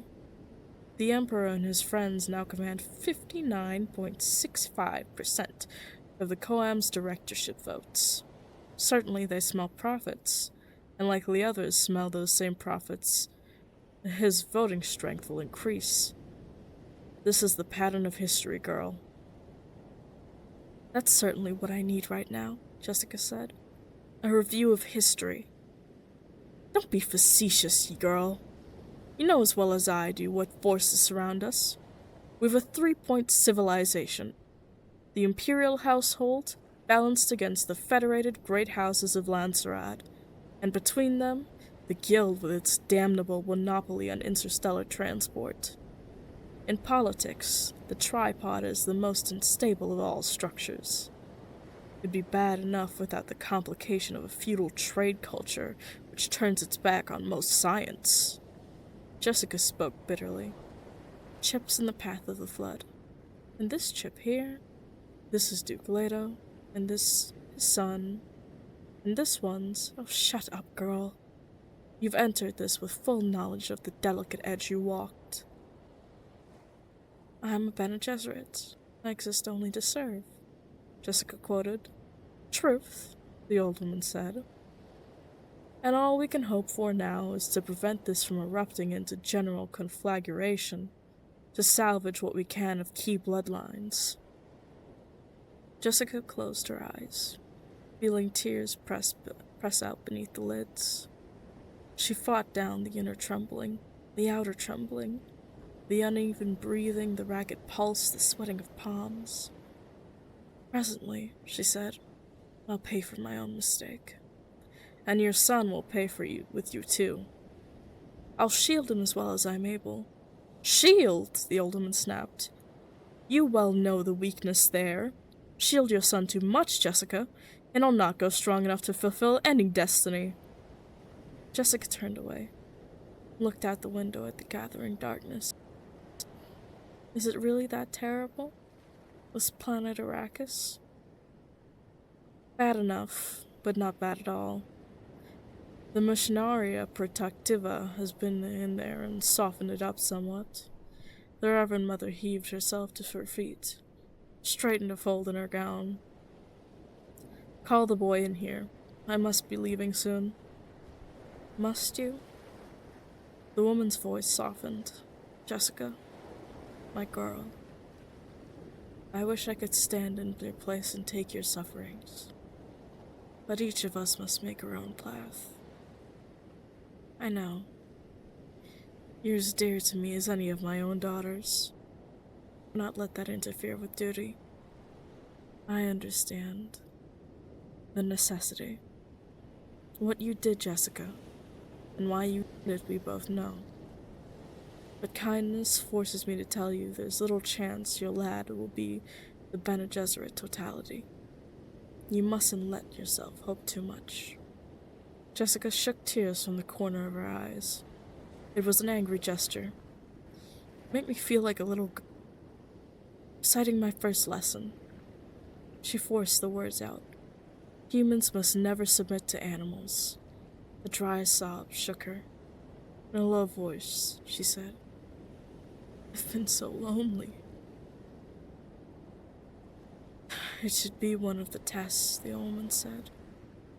Humans are almost always lonely. Now summon the boy. He's had a long, frightening day.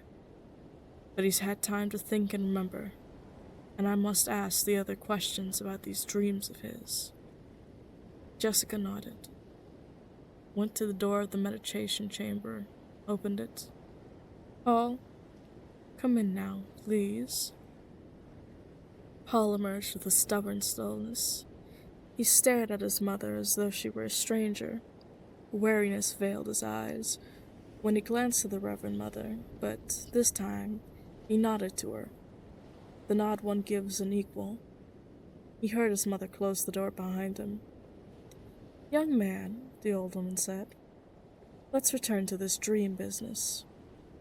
What do you want? Do you dream every night? Not dreams worth remembering. I can remember every dream, but some dreams are worth remembering, some aren't. How do you know the difference? I just know it.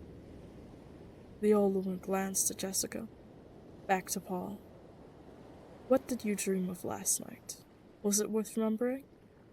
Yes, Paul closed his eyes. I dreamed a cavern and water, and a girl there, very skinny with big eyes. Her eyes all blue, no whites in them. I talked to her and tell her about you, about seeing the Reverend Mother on Caladon. Paul opened his eyes. And the thing you tell this strange girl about seeing me, did it happen today? Paul thought about this. Then, yes. I tell the girl you came and put a stamp of strangeness on me. Stamp of strangeness, the old woman breathed. And again, she shot a glance at Jessica, returned her attention to Paul. Tell me truly now, Paul. Do you often have dreams of things that happen afterward exactly as you dream them? Yes, and I've dreamed of that girl before. Oh? You know her? I will know her. Tell me about her. Again, Paul closed his eyes. We're in a little place in some rocks where it's sheltered. It's almost night, but it's hot. I can see patches of sand out of the opening in the rocks. We're waiting for something. For me to go and meet some people. And she's frightened, but trying to hide it from me. And I'm excited. And she says, tell me about the waters of your homeworld, Usul. Paul opened his eyes. Isn't it strange? My homeworld's Caladon. I've never even heard of a planet called Usul. Is there more to the dream? Jessica prompted. Yes, but maybe she was calling me Usul, Paul said. I just thought about that. Again, he closed his eyes. She asked me to tell her about the waters, and I take her hand, and I say I'll tell her a poem. And I tell her the poem, but I have to explain some words, like beach and surf and seaweed and seagulls. What poem? The Reverend Mother asked. Paul opened his eyes. It's just one of Gurney Halleck's tone poems from Sad Times. Behind Paul, Jessica began to recite. I remember salt smoke from the beach fire, and shadows under the pines. Solid, clean, fixed. Seagulls perched at the tip of the land, white upon green, and a wind comes down through the pines. To sway the shadows, the seagulls spread their wings, lift, and fill the sky with screeches. And blowing across our beach and the surf, and I see that our fire has scorched the seaweed. That's the one, Paul said. The old woman stared at Paul. Young man, as proctor of the Bene Gesserit, I seek the Kwisatz Haderach, the male who can become one of us. Your mother sees this possibility in you, but she sees with the eyes of the mother. Possibility I see too, but no more. She fell silent, and Paul saw that she wanted him to speak. He waited her out. Presently, she said, As you will, then. You've depths in you, that I'll grant. May I go now? He asked. Don't you want to hear what the Reverend Mother can tell you about the Kwisatz Haderach? Jessica asked. She said those who tried for it died. But I can help you with a few hints at why they failed, the Reverend Mother said. She talks of hints, Paul thought. She doesn't really know anything. And then he said, Hint then. And be damned to me, she smiled wearily, a crisscross of wrinkles in the old face. Very well. That which submits rules. He felt astonishment. She was talking about such elementary things as tension within meaning. Did she think his mother had taught him nothing at all? That's a hint? He asked. We're not here to bandy words or quibble over their meaning, the old woman said. The willow submits to the wind and prospers until one day it is many willows, a wall against the wind. This is the willow's purpose. Paul stared at her. She said purpose. He felt the word buffet him, reinfecting him with terrible purpose. He experienced a sudden anger at her. Fatuous old witch with her mouth full of platitudes. You think I could be this Kwisatz Haderach, he said. You talk about me, but you haven't said a thing about what we can do to help my father. I heard you talking to my mother. You talk as though my father were dead. Well, he isn't. If there were a thing to be done for him, we'd have done it, the old woman growled. We may be able to salvage you, doubtful, but possible. But for your father, nothing. When you've learned to accept that this is fact, you've learned a real Bene Gesserit lesson. Paul saw how the words shook his mother. He glared at the old woman. How could she say such a thing about his father? What made her so sure? His mind seethed with resentment. The Reverend Mother looked at Jessica. You've been training him in the way. I've seen signs of it. I've done the same in your shoes, and the devil takes the rules. Jessica nodded. Now I caution you, said the old woman, to ignore the regular order of training. His own safety requires the voice. He already had a good start in it, but we both know how much more he needs, and that desperately. She stepped close to Paul, stared him down. Goodbye, young human. I hope you make it. But if you don't, well, we shall yet succeed. Once more she looked at Jessica. A flicker sign of understanding passed between them. Then the old woman swept from the room, her robes hissing, with not another backwards glance. The room and its occupants were already shut from her thoughts. But Jessica had caught one glimpse of the Reverend Mother's face as she turned away. There had been tears on the seamed cheeks. The tears were more unnerving than any other word or sign that had passed between them that day.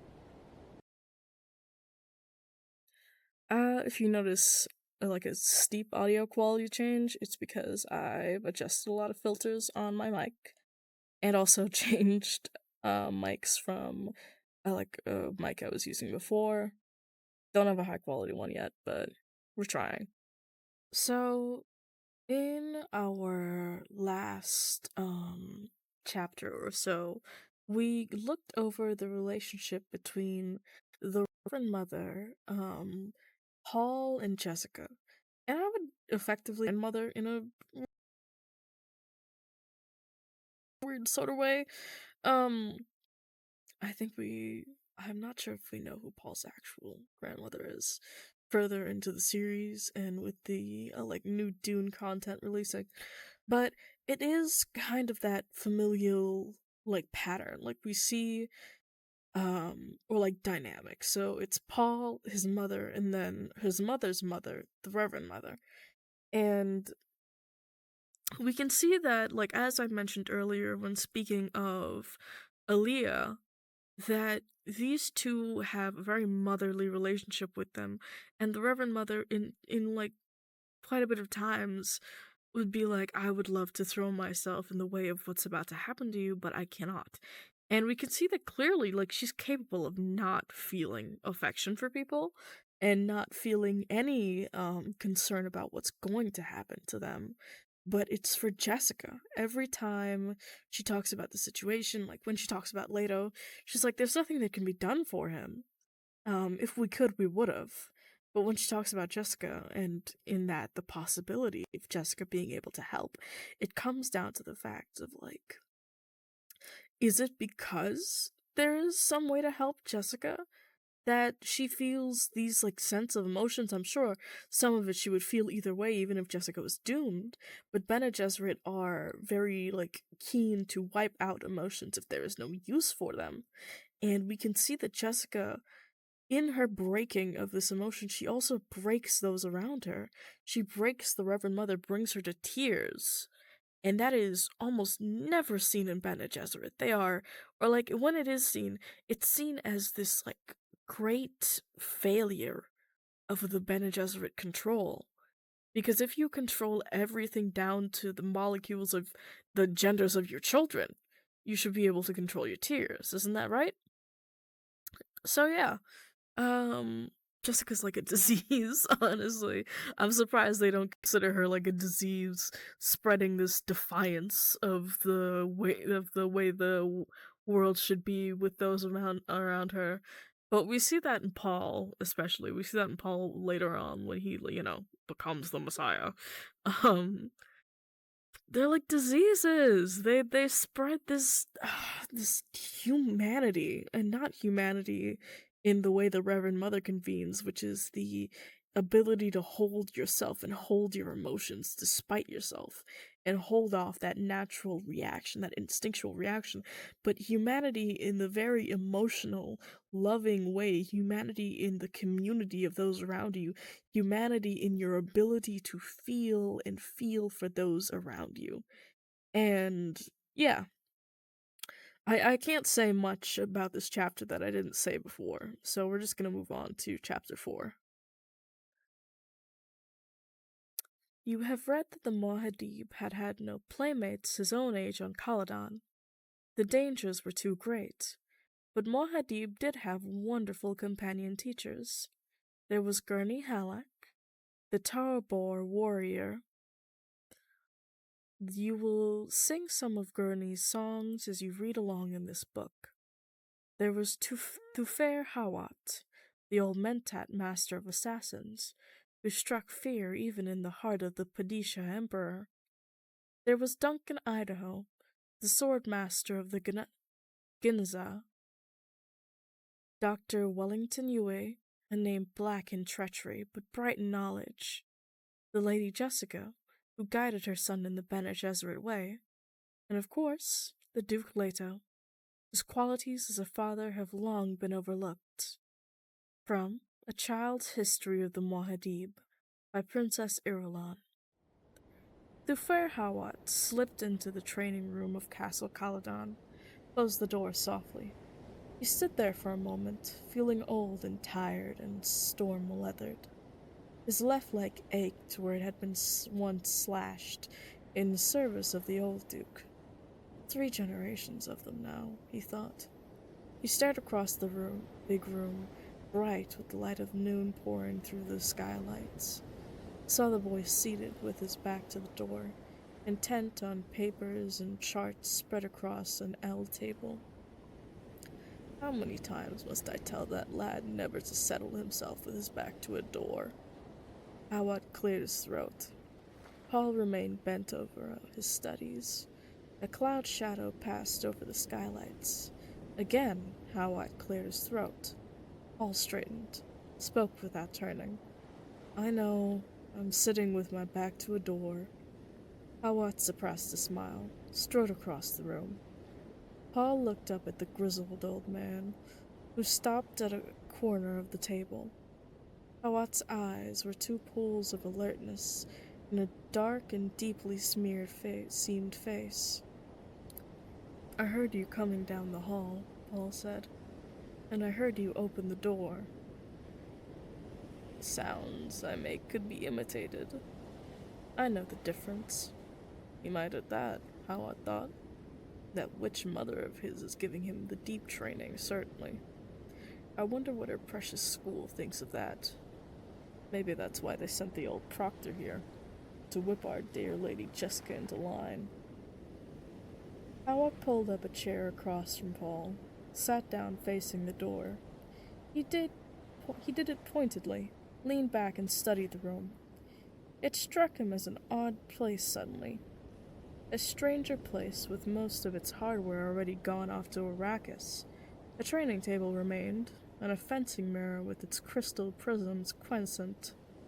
The target dummy beside it patched and padded, looking like an ancient foot soldier maimed and battered in wars. There stand I, Hawat thought.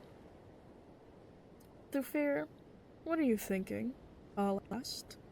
Hawat looked at the boy. I was thinking we'll all be out of here soon, and likely never see this place again. Does that make you sad? Sad? Nonsense. Parting with friends is a sadness. A place is only a place. He glanced at the charts on the table.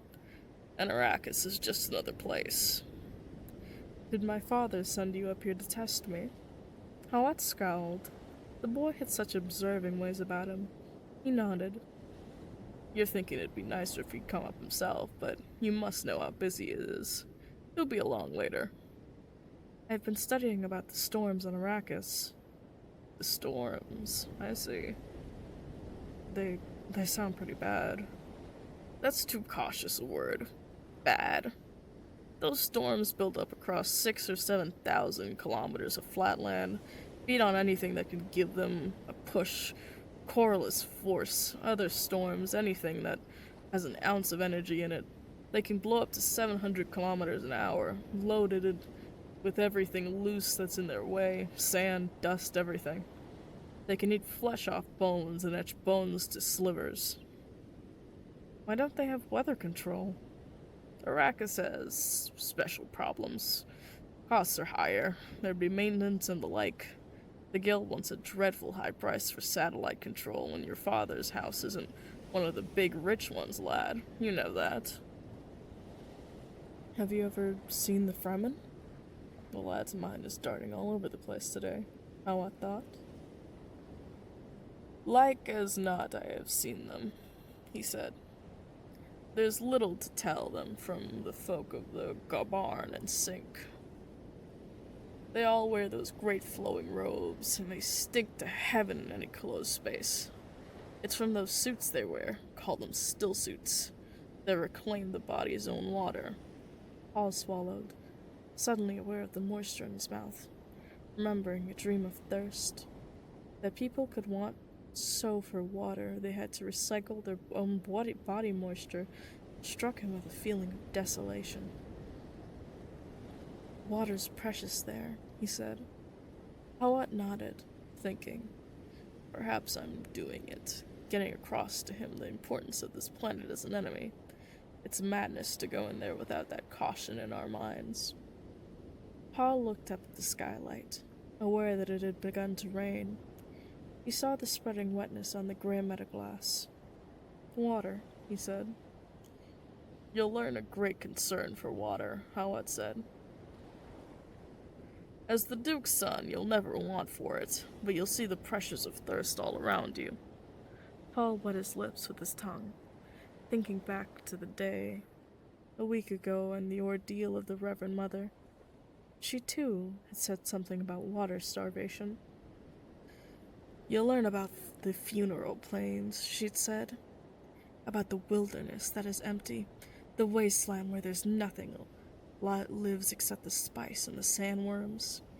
You'll stain your eye pits to reduce the sun glare. Shelter will mean a hollow out of wind and hidden from view. You'll ride upon your own 2 feet without thropter or ground car or mount. And Paul had been caught more by her tone, sing-song and wavering, than by her words. When you live upon Arrakis, she said, Kahal, the land is empty. The moons will be your friends, the sun your enemy. Paul had sensed his mother come up beside him, away from her post guarding the door. She had looked at the Reverend Mother and asked, Do you see no hope, your reverence? Not for the father, and the old woman had waved Jessica to silence. Looked down at Paul. Grave this on your memory, lad. A world is supported by 4 things. She held up 4 big knuckle fingers. The learning of the wise, the justice of the greats, the prayers of the righteous, and the valor of the brave. But all these are as nothing, she closed her fingers into a fist, without a ruler who knows the art of ruling. Make that the science of your tradition. A week had passed since that day with the Reverend Mother. Her words were now only beginning to come to full register. Now sitting in the training room with Thufir Hawat, Paul felt a sharp pang of fear. He looked across at the Mentat's puzzled frown. Where were you wool gathering that time? Howard asked. Did you see the Reverend Mother? That truth-sayer witch from the Imperium? Howard's eyes quickened with interest. I met her. She... Paul hesitated, found that he couldn't tell Howard about the ordeal. The inhibitions went deep. Yes, what did she? Paul took 2 deep breaths. She said a thing. He closed his eyes, calling up the words, and when he spoke, his voice unconsciously took on some of the old woman's tone. You, Paul Atreides, descendant of kings, son of a duke, you must learn to rule. It's something none of your ancestors learned. Paul opened his eyes, said, That made me so angry. I said my father rules an entire planet, and she said, he's losing it.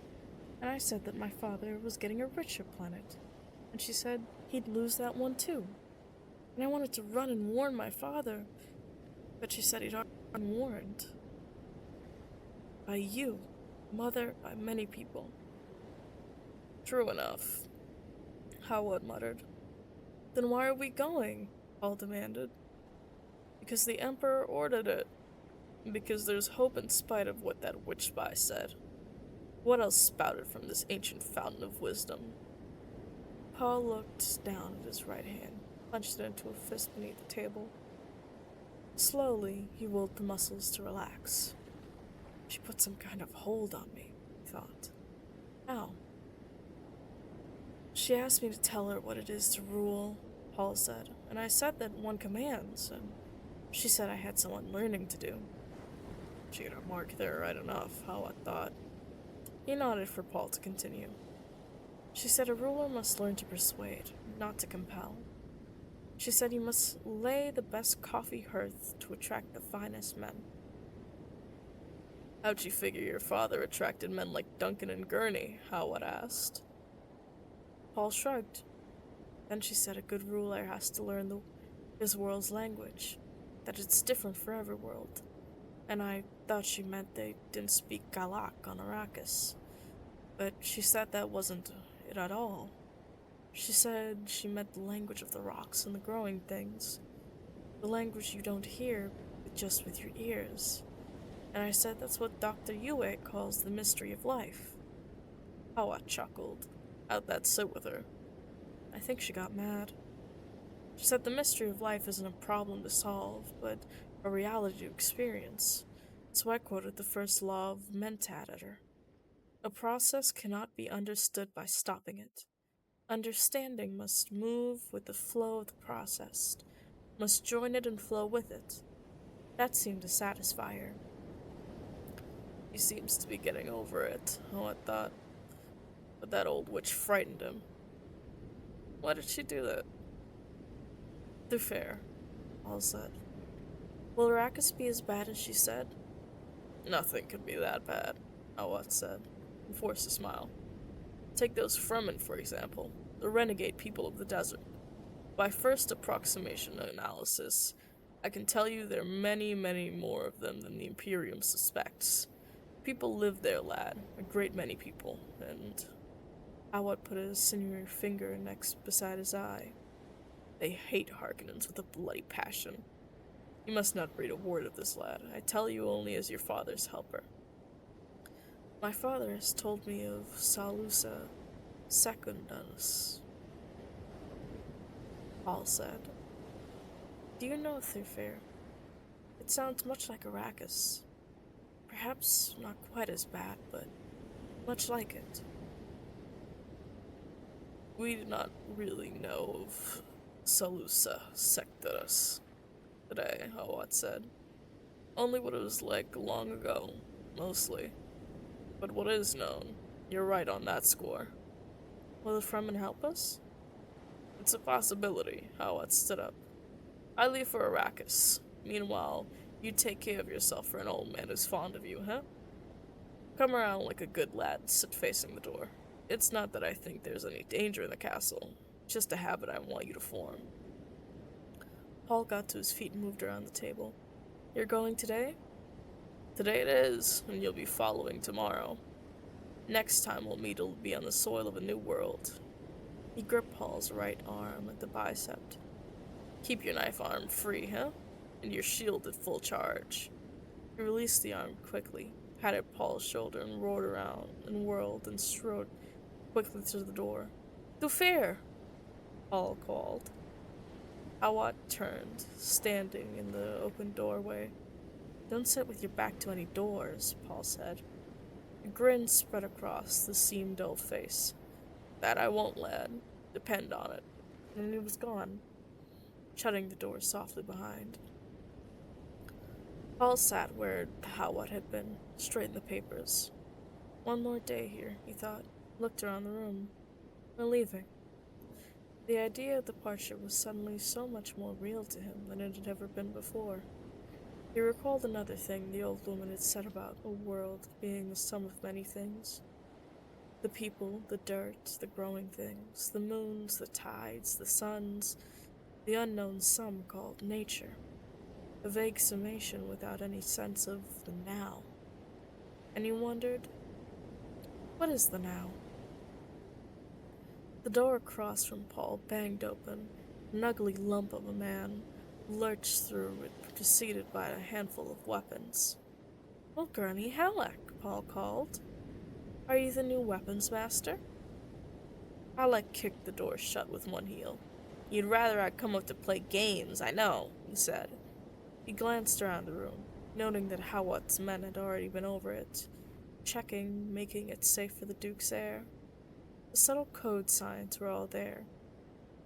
Paul watched the strolling, ugly man set himself in motion, veer towards the training table with the load of weapons, saw the 9-string bracelet strung over Gurney's shoulder, with the multiplick woven through the strings near the head of the fingerboard.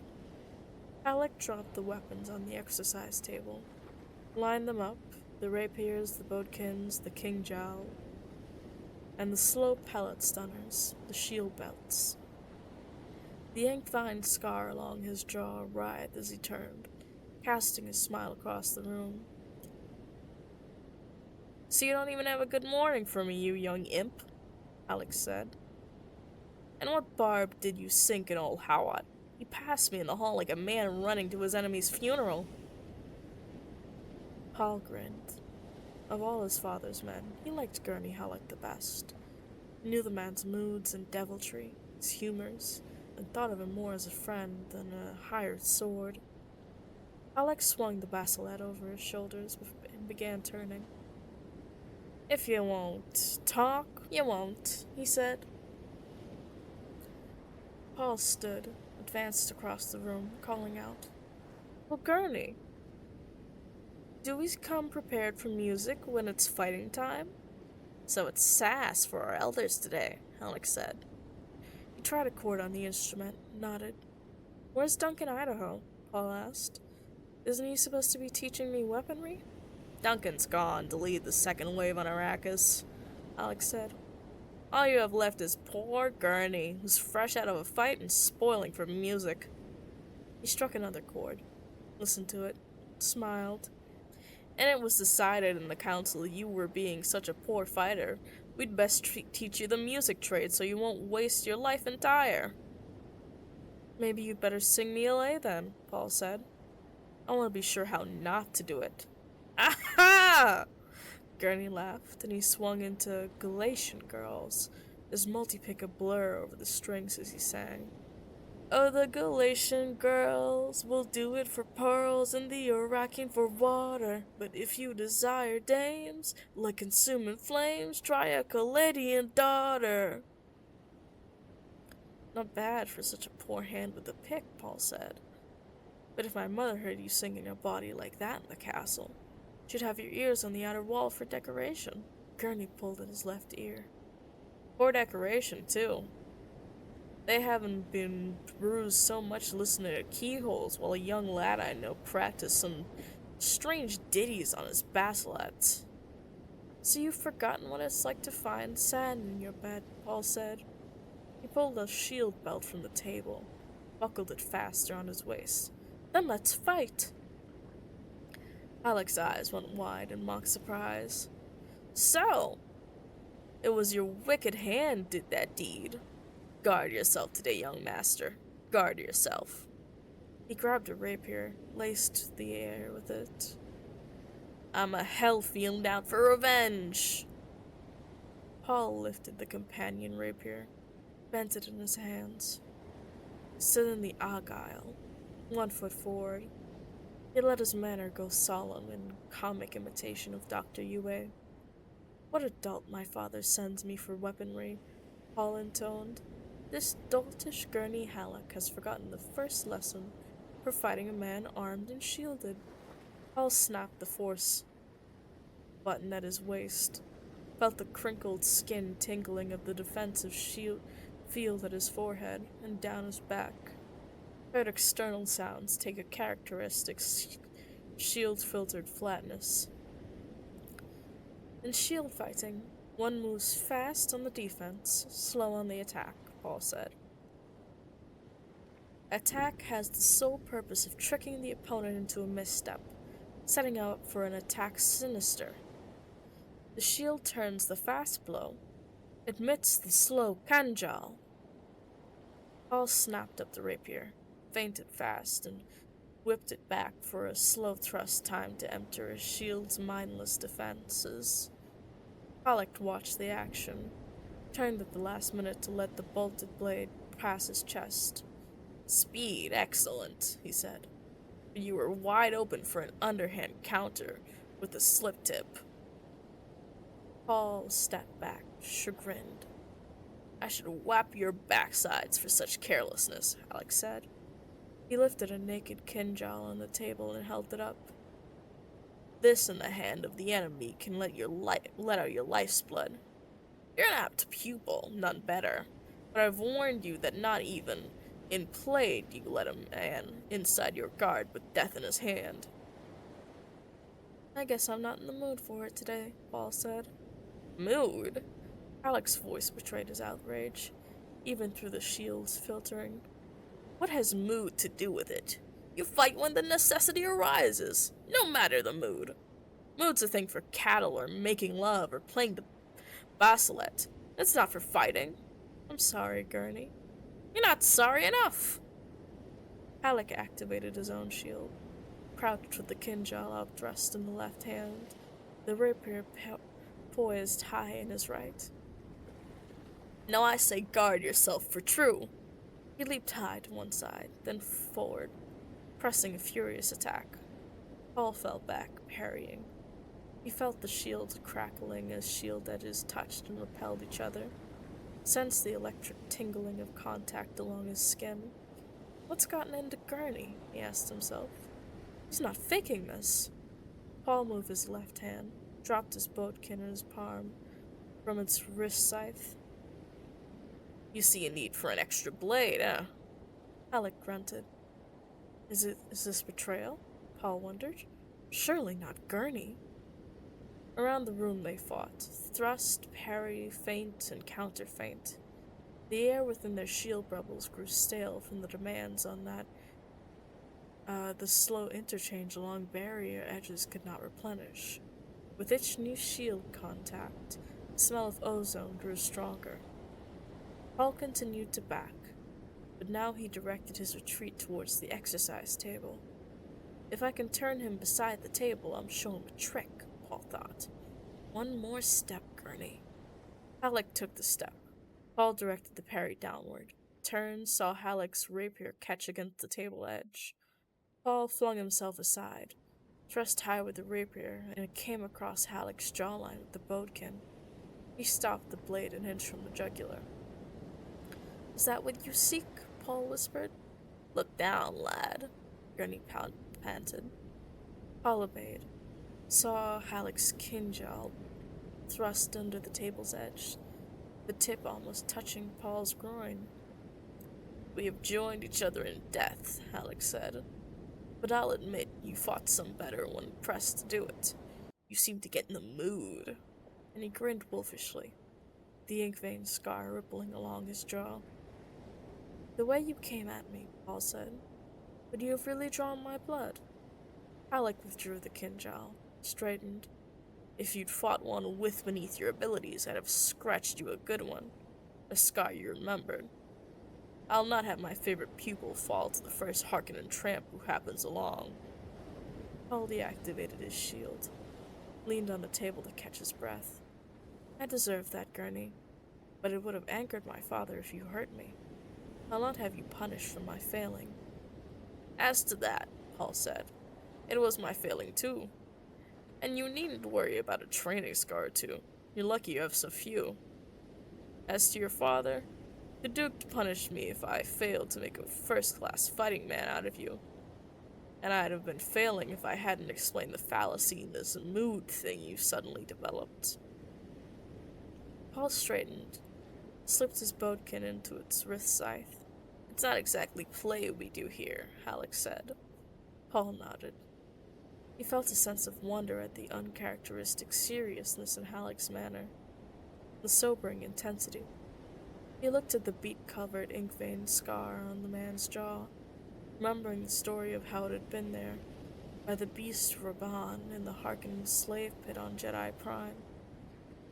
And Paul felt his sudden shame that he had doubted Halleck even for an instant. It occurred to Paul, then, that the making of Halleck's scar had been accompanied by pain, a pain as intense, perhaps, as that inflicted by a Reverend Mother. He thrust the thought aside. It chilled their world.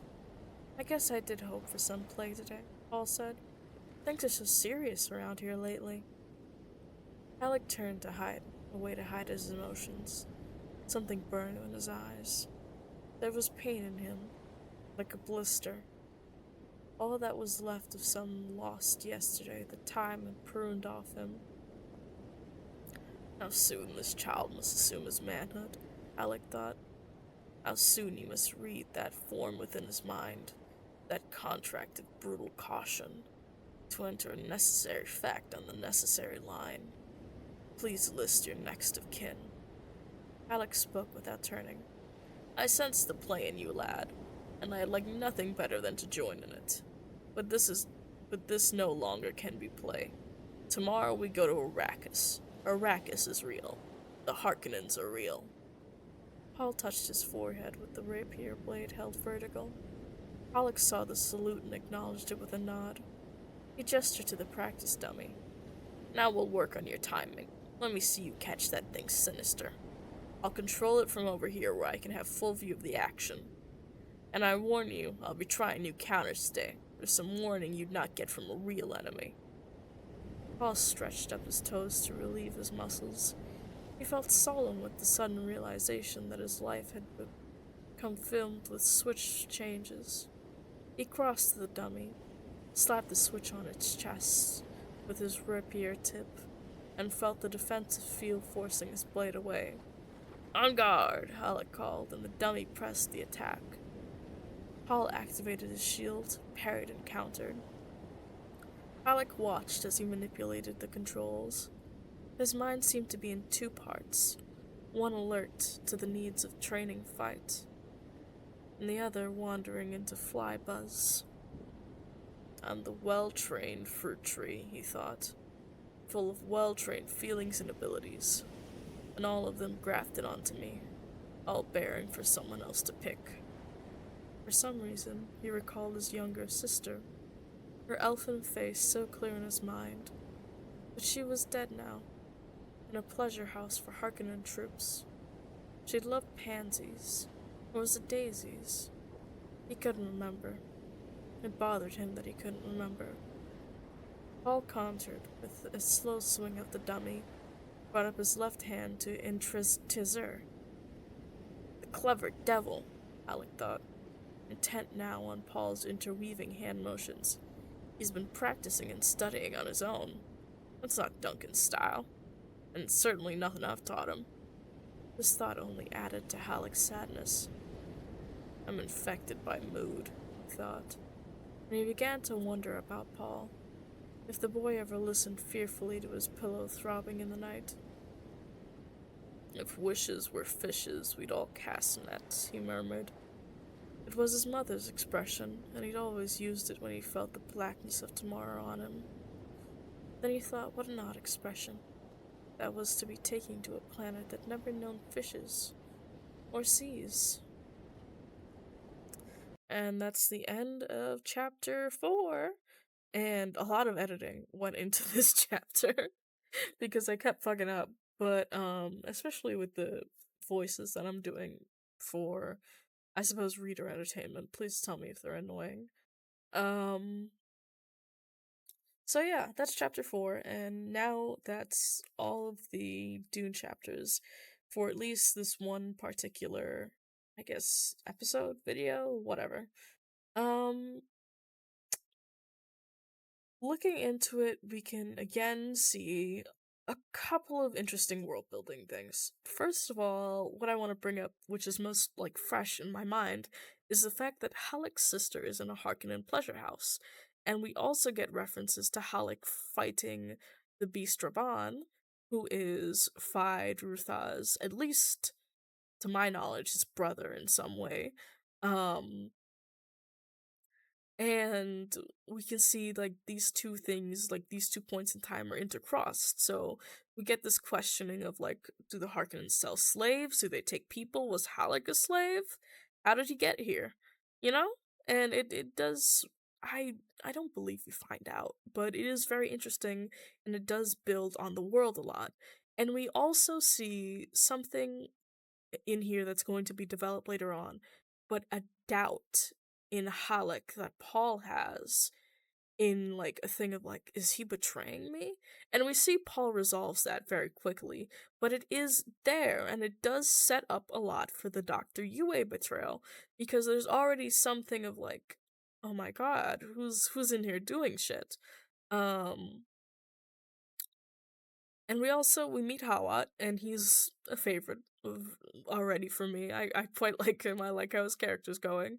I don't know if I'm gonna regret that later on, but I liked his introduction, and I quite enjoyed his character. I also enjoyed Gurney, but I do have a little thing for the tough old crones who have their one friend who they like, who's like a young person.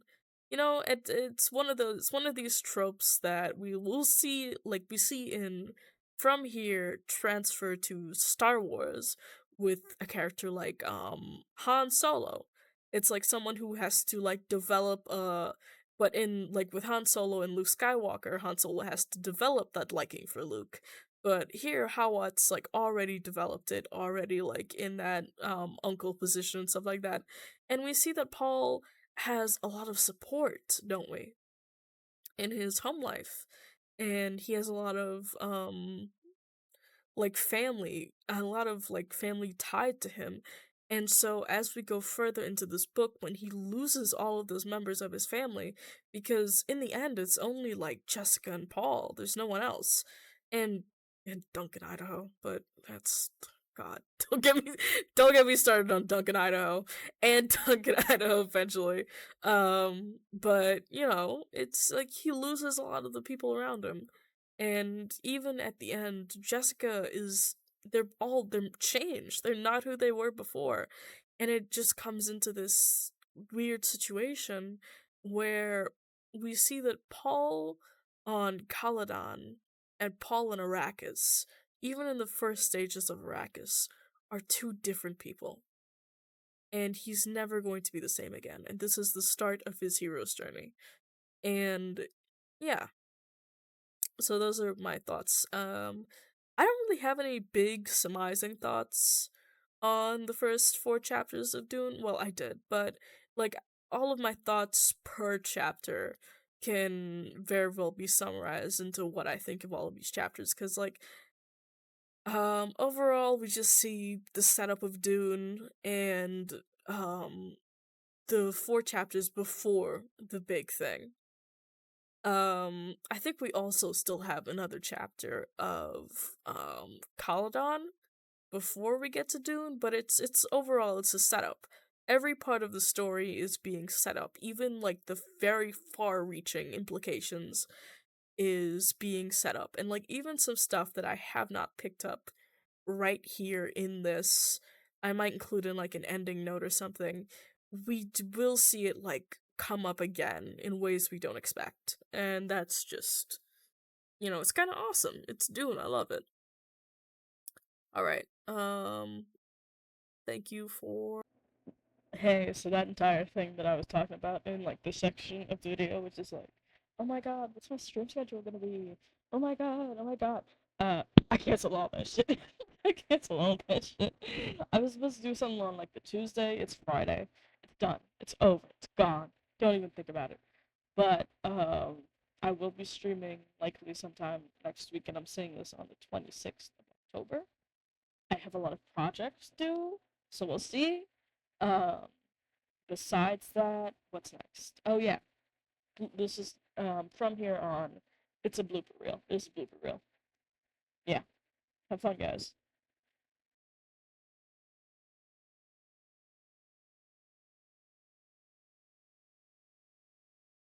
Tell me truly now, Paul. Do you often one, two, three? Tell me. I heard you coming down the hall. Oh shit! I did the fucking voices wrong. Okay, okay. I heard you ordered my intro thoughts, so I'm not gonna re-record that. Okay, okay, just just redo that.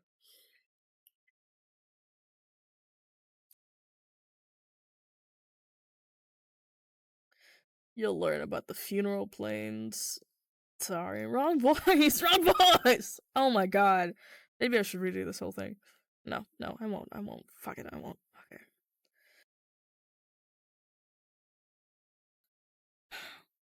Where were you wool gathering that time? Oh, sorry. Wrong voice. Oh my god. Wrong voice. I should really read these over before I fucking start them. Okay. We do not really go. Fuck it.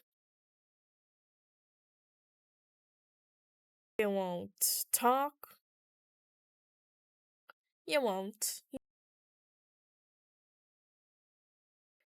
And it was decided in the council that you being such a poor fighter, we'd best teach you music traits so you don't waste your entire life.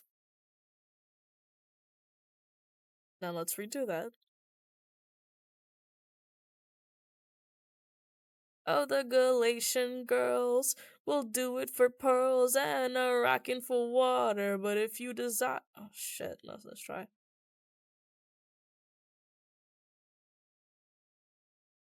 Granny pulled at his left ear. Poor decoration, too. I haven't been bruised so much listening at keyholes while I was a young lad. I know practice some ditties on this basilet. Wrong thing. Granny pulled at his left ear. Poor decoration too. They haven't been oh my god. Fuck. Try again.